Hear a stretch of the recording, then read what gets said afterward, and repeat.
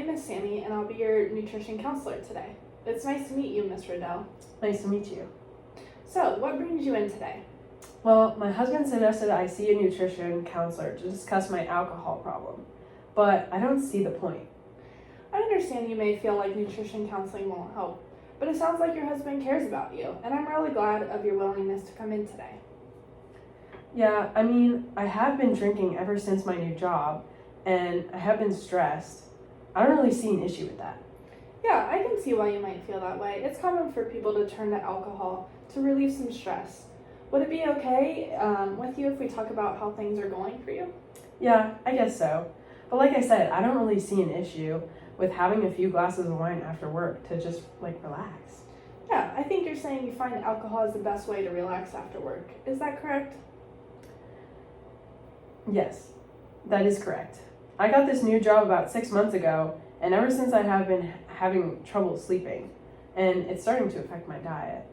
Sure. In what ways do you find that drinking is affecting your diet? Well, because I usually drink at night, I have noticed that I tend to snack when drinking. I'm not usually that hungry when I'm snacking, but it's nice to have something to eat with my wine. Yeah.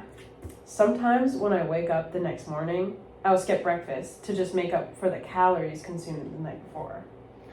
So it sounds like you're starting to notice that your eating habits might be connected to your drinking. When you think about your energy levels and overall health in the future, what do you think it might look like if you didn't have alcohol in your routine? Or if you're able to eat more balanced meals? Well, I guess I'd feel better overall. I could maybe have more energy for things like exercise or just getting through the day without feeling tired all the time. I've been meaning to work out more, but I just never feel like it after drinking. I'm not sure if I'm ready to stop drinking. It's understandable that you're not ready to give it up, especially when it feels so normal. It sounds like alcohol is really tied into your routine, and it's hard to imagine not having it there.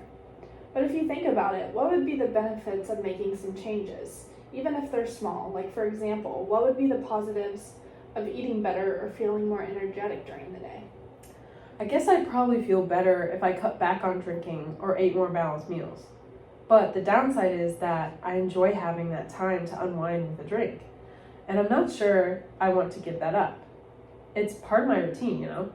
Yeah, would you be open to making a chart that weighs out the pros and cons of making a change and consuming less alcohol, and then not making the change and keeping the alcohol the same?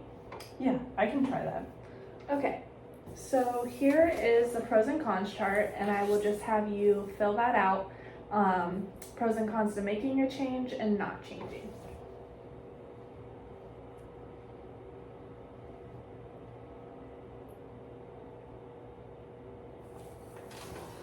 Okay, this looks great.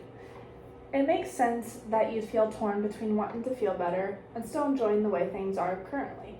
This is a great first step, and you don't have to make any decisions right now.